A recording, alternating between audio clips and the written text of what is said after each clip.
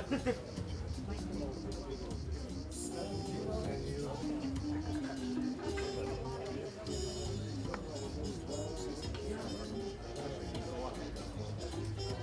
your mind, you let me know. Cutting himself off.